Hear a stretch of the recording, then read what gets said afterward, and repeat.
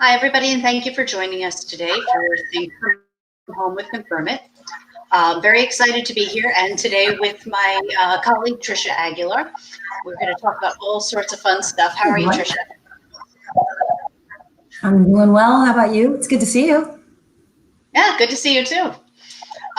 So as usual, for those who haven't joined us before, we get on and we talk about fun, cool things. This time we're going to talk about all the excitement that is things beyond the survey, how you can get more information, collect more data, understand more about your customers and your markets and your employees and everything else without relying so heavily on the survey. But before we do, we have to talk first about the usual thing, because we a long time ago, Trisha rebranded this as think and drink from home, because we're at home and nobody can stop us. So I have today brought along my trusty Sam Adams. I prefer bottles, but I was stuck with cans because there was a run in the liquor store apparently. What do you have today? Well, since I'm a little on the west side in an earlier time zone, let's say, I thought I'd stick with the breakfast theme, and I've got my Irish coffee here, just a splash. Okay, as long as there's booze in it, you're good to go. I think on a Friday and work from home when we're under quarantine or, sort of relieved quarantine now, we have every right to drink as often as we see fit. That's my take on it. But anyway. The new normals. The new Showing normal, up yes. with spiked coffee and band t-shirts and Exactly. Working from home, there's kids running around, dogs running around. We have to make the most of it. But I think most everybody understands that we're all in the same place. So, but to talk about our topic for today, like I said, I wanted to spend a little bit of time about beyond the survey. Surveys, they're a thing. They're very useful. They still have their place in the world. I think anybody who says, my opinion is that anybody who says surveys are dead is a bit of a fool, because I don't think there's an absolute replacement for them yet. But I would agree that we kind of need to find some other means of collecting information and getting the feedback that we need. And I think that there's many other ways to go there. And this is something that you've done an extensive amount of work with our clients in helping them to identify those various areas where there's other information. So, I guess maybe to start with, do you agree with my assessment that surveys are not dead and probably not going away yet? Yeah, I think people have been saying that for a while now, right? And I think the themes that are going on now are sort of how do you move beyond the survey?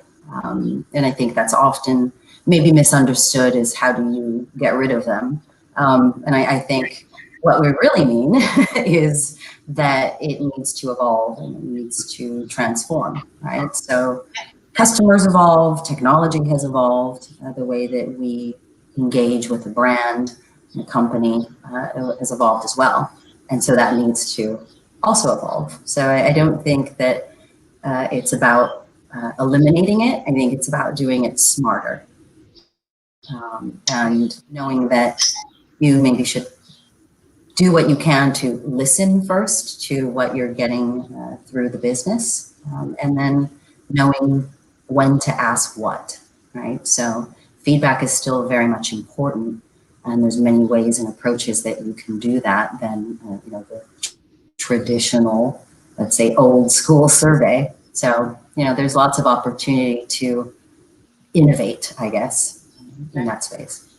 Yeah, I think one of the biggest keys that I've heard is that beyond the survey, we already have a lot of data from people.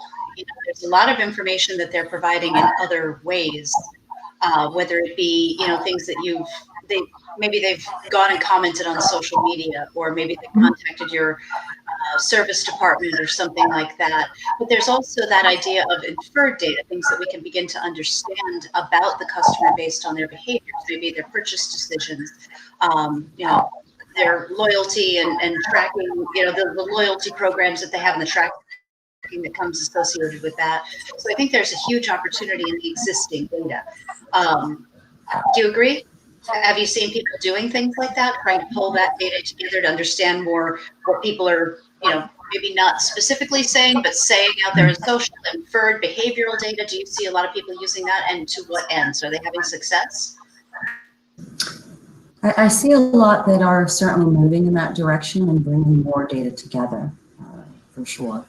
The question is what is and what are the right things that you should be looking at and pulling together based on what you're looking to learn and uncover, right? So, and it isn't about how can data itself replace customer feedback. It's more how do you get them to complement each other. You will have gaps and holes in feedback, and you will also have gaps in data. Purely because of, there's always silos in data and within the infrastructure of an organization. And with your, using traditional surveys, you may be only asking about specific things and not necessarily what can validate customer behavior, et cetera, right? Asking your customers questions and feedback at a certain point based off of a specific transaction may not necessarily give you the insight of what people might be openly saying about your brand in the big world of social. So it's really about understanding your business, and most clients understand their business more than anybody. And so really understanding where you need to go to get to that right information when you need it. So yeah, I agree, in short. No, that makes complete sense. So maybe we can zoom in on a couple of them real quick, because there's some that I think are particularly valuable. Social media, that's definitely a place where people are pretty straightforward with what they have to say. And I think that's a huge value there. We were working with one customer in particular. I don't know that they're okay to name, so I'll keep the name to myself. Forget for that. But we have one customer. It is a resort in. I think they're pretty big, but the area we're working with specifically is in Australia, and they're pulling quite a bit of social media and running it through text analytics and being able to better understand what people are saying very publicly about them. So I think social media opens up the door to find out a lot without having to ask, because people are saying it anyway. Do you work with a lot of people who are doing things in the realm of social media, who are spending quality time trying to pull specific insights in social media? Yeah, I think majority of the world is trying to figure that out, whether they're using one or multiple tools to do that. But I think it really comes down to the type of business that you are and how your customers or clients actually engage with you, and if it makes sense to go to social media for specific topics, right? So it might make sense to reach out to social media if you are wanting to understand how people are feeling about a particular product launch, which you may or may not have a connection or a contact with that particular individual. So that can be extremely useful. And then there are others where, in many cases where you see, let's say, B2B organizations, there might be only specific locations around social where people are actually talking about your company in the open social world. So it's really being very thoughtful about your approaches. We've certainly have helped clients to trial things out, right? And I think the most important thing is to try something, right? And then do it with some guidance, right? And not just think I need to scrape everything in social and I'm going to get all of the answers that I need to sort of solve our business challenges, right? I think it has to be a very thoughtful approach and understanding what you're after, and then really recognizing whether or not you'd be able to get that information, right? So, and so we have seen that where clients are, let me go out to review sites for this particular thing, and discovering, well, that's actually not how people actually find us or choose to, show up at our store that day, right? And so again, it really comes down to what you're looking to uncover, and then really finding the right places to get that data, whether it's external and social, whether it's internal within your business, or through customer feedback. Again, it's just really connecting those dots around the journey that your customers take with your brand and with your product. So being willing to... Oh, go ahead. Oh, sorry. I almost forgot what I was going to say. It's that spiked coffee. So please, your turn. I was just going to ask, I hear a lot of people say things about challenges in terms of not being able to do this stuff based on your business type. And you had kind of hinted to that in a certain way. And it's not just about social, but about gathering data from other areas. So, for example, one of the things I'll hear is, well, we're B2B, it doesn't work. And again, it's not just social, it's sort of everything. But it would seem to me that in a business to business world, maybe social doesn't work. Maybe it does. But there are still other ways, contact center or, again, people's purchase habits, the way they're interacting with your business on a daily basis, maybe feedback from maybe the employees, talking to your employees about what they're seeing in terms of working with customers and what, that voice of the customer through the employee kind of perspective. What are your thoughts on that? Again, social may be part of it, but do you see the difference between B2B and B2C? Do you still think there's an opportunity in the B2B world to be doing this? I do, but I don't know, you're more close to this than I am. I mean, everyone has data and information floating out there, whether it's internal or within, the intel of their people and interactions externally, right? So I don't necessarily think, social only works for B2C and, it doesn't, this only works for B2B. I think every organization really just needs to understand their real customer journey, even their employee journey for that matter, right? And understanding that and understanding where they are interacting and engaging with you in some way, shape, or form, whether directly or indirectly.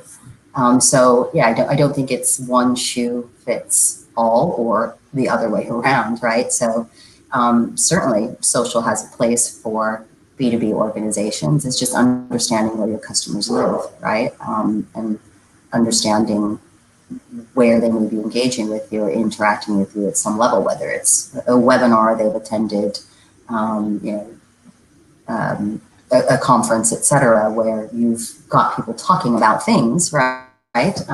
Certainly in social spaces, but it really comes down to that customer journey. And so understanding that within your organization, you'd be able to really identify the right places where you should be listening.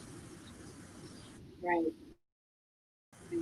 You were telling me recently that you had attended a conference, it was a Forrester conference, and you had done some stuff with one of our sessions about the customer journey. And I think that is an important key to understand where your customer is, where they're interacting with you, and so on and so forth. So that journey is important. I wonder at that conference, did you get anything new out of it?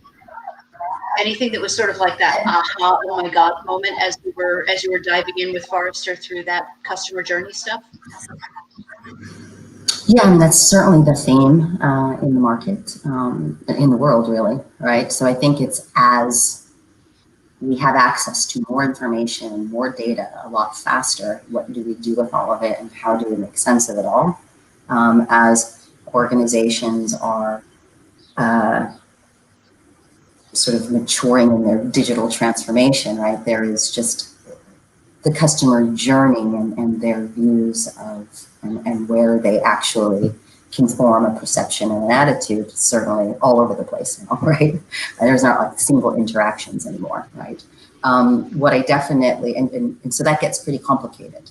What I did certainly learn from the Forrester conference recently is about socializing the customer journey and how to take it out from being something that, sort of, again, sits in its silo on somebody's desk or somebody's desktop and really bringing it out into and making that visible all the time at every stage for every employee.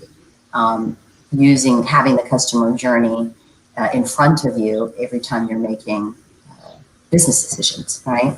And so even though very small, piece of advice, I think would be a very powerful piece of advice, right? Because it is something that we kind of all get stuck in our day-to-day and sort of the tasks that I have to do today without really understanding if I sort of make a decision or I'm making a decision between A or B that could effectively impact the customer experience, how can it, right? and understanding how the things that I do might have an impact on, let's say, the next piece of the customer journey, right? As they've sort of now engaged with me and or my team, how do the things that we do affect the next step that they would potentially take? So I think that piece of advice is certainly, I think would be very good for everyone to sort of understand as they're going through identifying their customer journeys, or if they're an organization that already knows their customer journey. Make it always visible and presentable at every stage as an employee is going through their journey. Yeah, that makes a lot of sense. So the customer journey is a huge part that you have to start with, understanding where the customer is, what makes sense to your business. And it's not just customer either. I guess it applies to anything. If you're looking to, investigate your market, maybe the buyers and the buyer journey, how they're coming to your customers or to your company in the first place.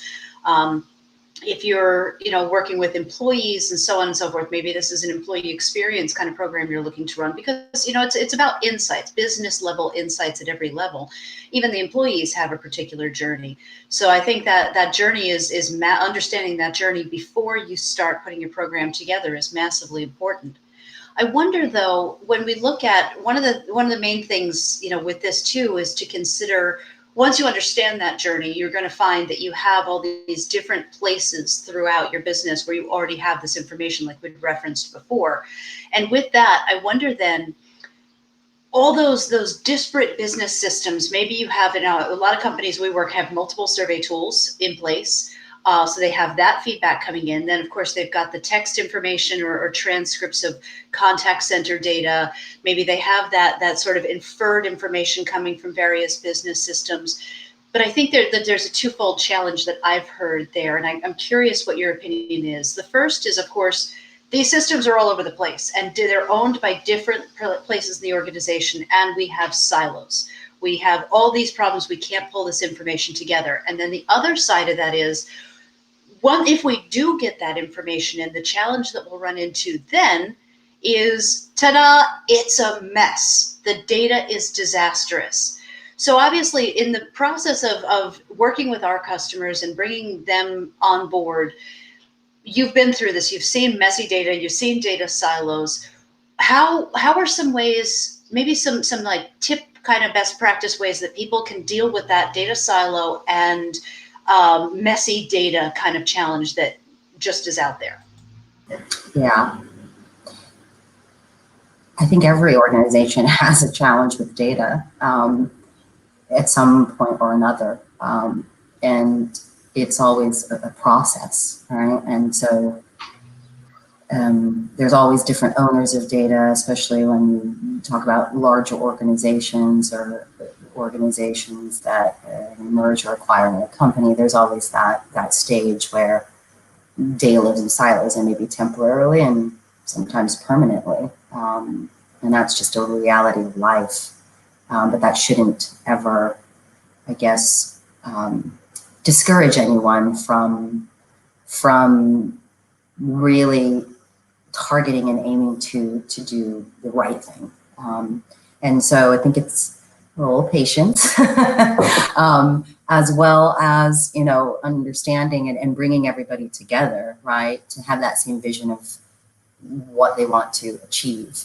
So maybe not be able to take the data out of silos, but you can certainly out of the silos, right, and just start understanding where those blind spots are and those gaps. And maybe I think it can be daunting to people when they see this, even in some cases, right, we've got some pretty robust and sophisticated reports and dashboards and tools to perform analysis. And we definitely like to talk about those capabilities a lot. So depending on where people are in their stage, when it comes to CX, it might seem a little daunting because they're like, oh, how would I ever get that data? Or that would require me coordinating with, 4 different departments and stakeholders that, and dealing with their different priorities. And I guess that is kind of the point, right? Is really coming together, unified around around the customer experience. And so the best way to break down silos is to really do that through connections and through the people and having the conversations around where the gaps are. You may always have gaps in your data when it comes to understanding the customer, but then, that's where you can leverage and lean on customer feedback and employee feedback to help fill those gaps. And just, be okay with taking baby steps if you have to, right? So don't boil the ocean. If you have access to this particular, data source or pieces of data now that you can bring in, do it. It may not be the full picture, but then you can then move on to adding and evolving to that. And I think that is one thing where people may believe that they have to have everything right now, right? And in order to start. And so then it kind of paralyzes them. Oh, I'll just keep doing the things the way that I've been doing because I'm not really sure how to, evolve from there, or I can't get all of that together at one time. So just, sort of being patient, but sort of also persistent and being willing to take those baby steps and try different things out. That really is important, I think. So it is important to have flexibility in your thinking, have flexibility in your technology, right? And flexibility in the program itself. Yeah, so I guess a lot of it is, to be maybe cruelly blunt. A good part of it is going to be, what was that? I said, you cruelly blunt? Never. I'm so delicate and genteel. Everybody who knows me knows that, Trisha. Come on.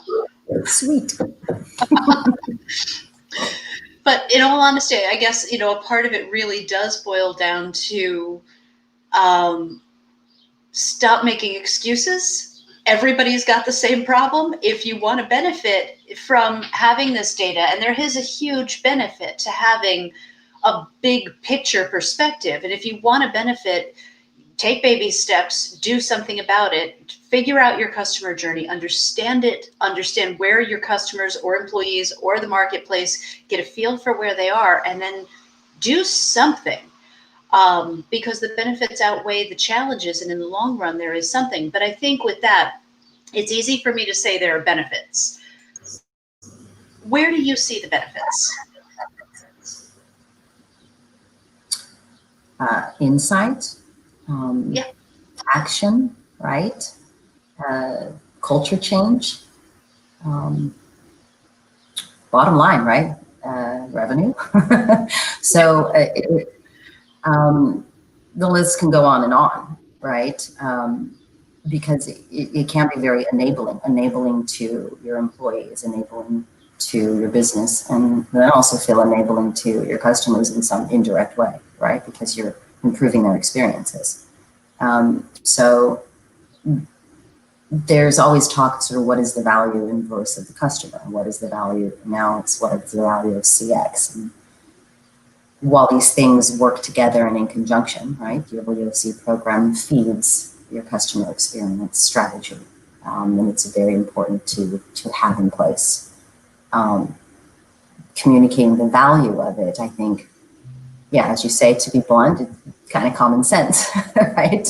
Understanding and knowing and staying on top of the business, and as it shifts, you being able to also identify when things need to change.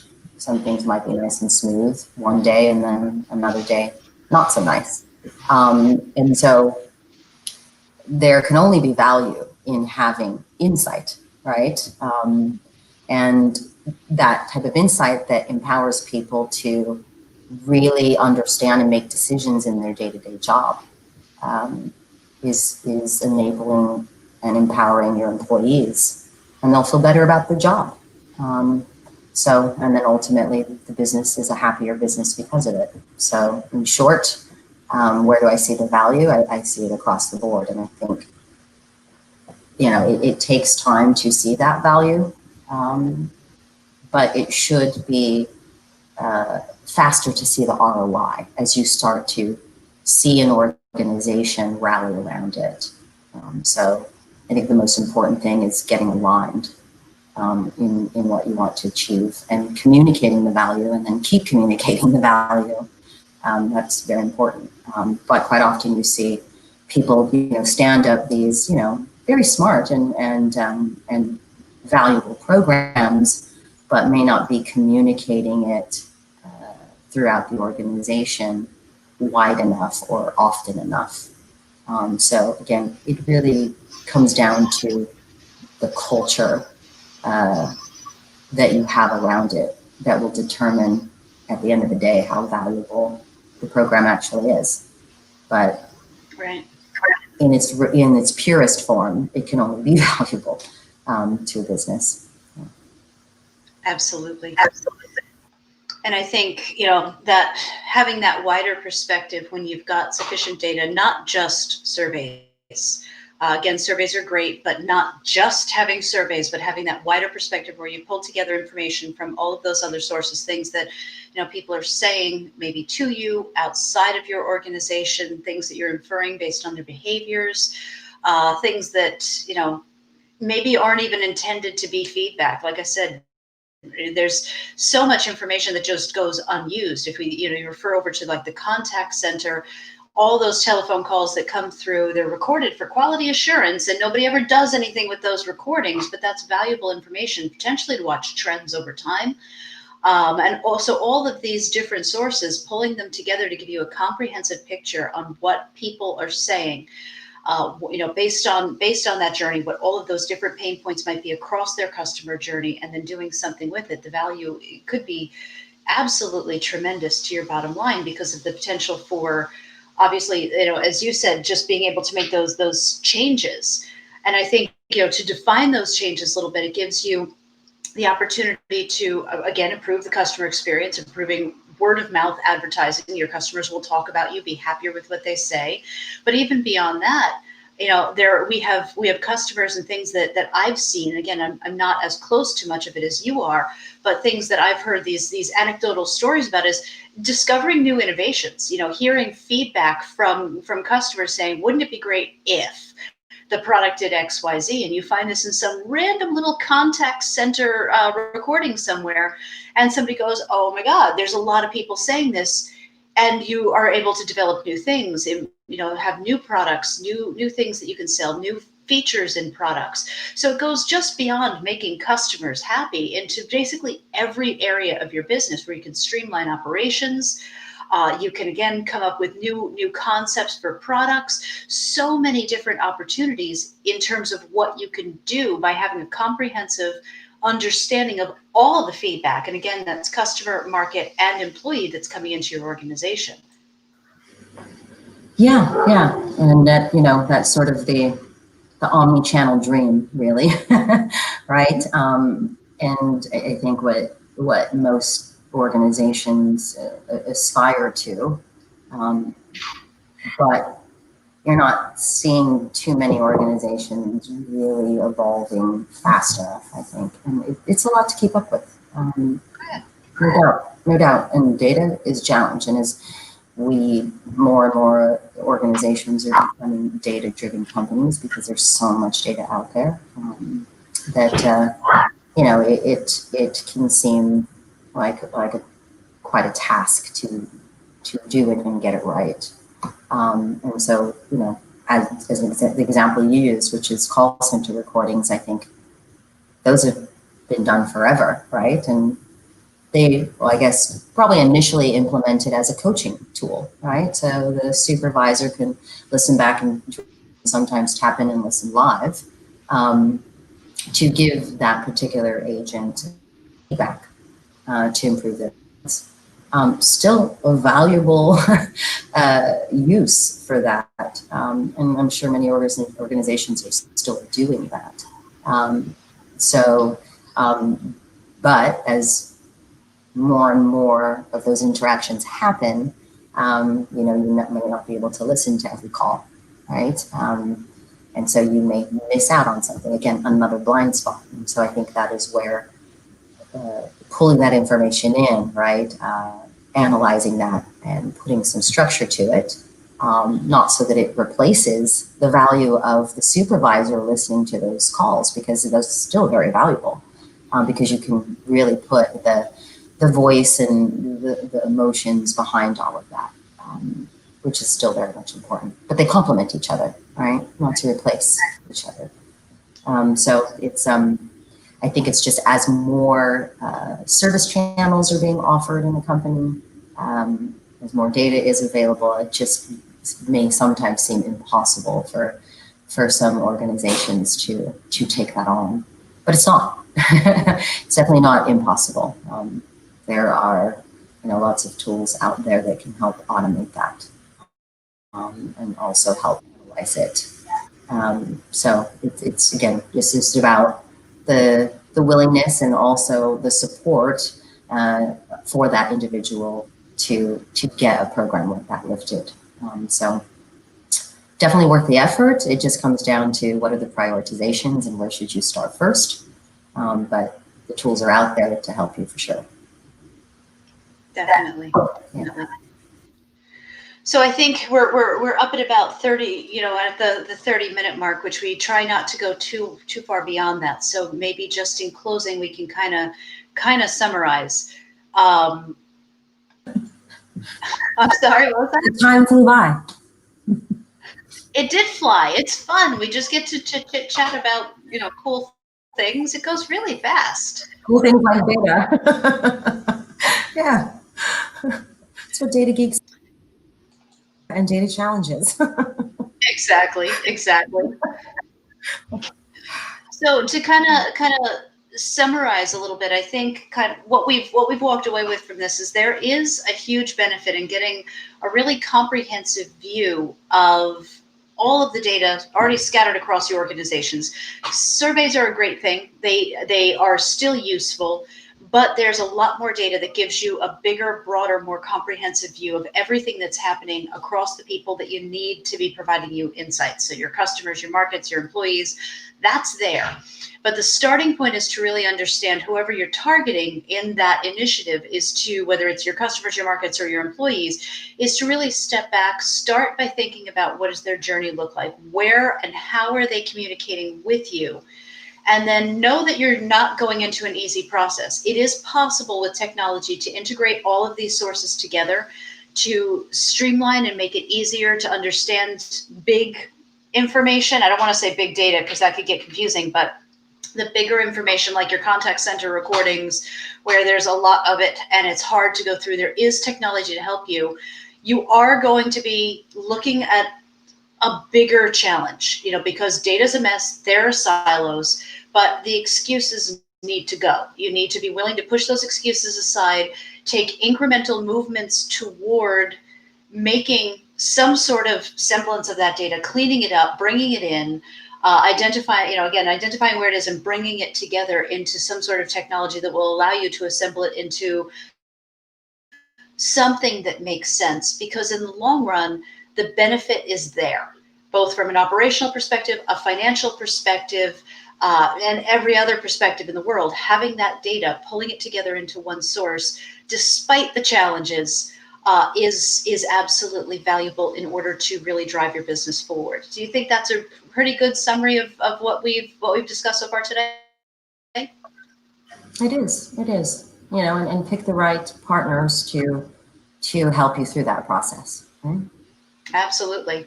Well, I would love to throw in a shameless plug right now, but I'm just going to keep quiet. I'm not saying it.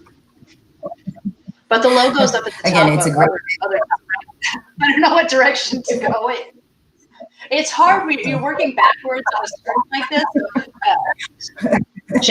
It is. It's this weird flipped that way. Exactly.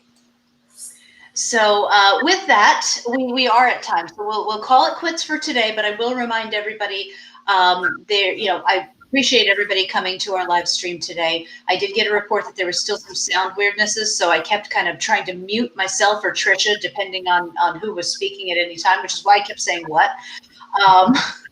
Joys of live. Yes, the choice of lives, still figuring out some of the technical stuff, but overall, I think that we covered some good topics today. If you liked it, I hope you will subscribe to the channel, like this video. That's always a happy thought. If you enjoy the videos that we're doing, and you've subscribed to us, there's a little notification bell that you can click that will let you know when we go live or when we put up new content. And of course, this is a regular thing. So you want to come back and listen to us again. In 2 weeks' time, I'm going to be back on Friday at 1 o'clock. I believe that is the 24th, which let me check my calendar that I'm not lying. Yes, the 24th, I will be back with another member of the Confirm team. His name is Richard. I sadly have forgotten his last name, but we work together and he's a great guy, so you don't need the last name. But we'll bring Richard back with us the next time in 2 weeks on the 24th, where we're going to talk about service and that balance between technology and service and where the two meet, and it'll be a really fun conversation. And of course, I will tell Richard, as I tell everyone, bring booze with you. This is a drinking hour, or half hour. So have some alcohol, because it just makes everything more fun. Trisha, in the meantime, cheers. Thank you very much for joining us today. And I'll talk to you probably tomorrow, but everybody else is do something like this. So all right.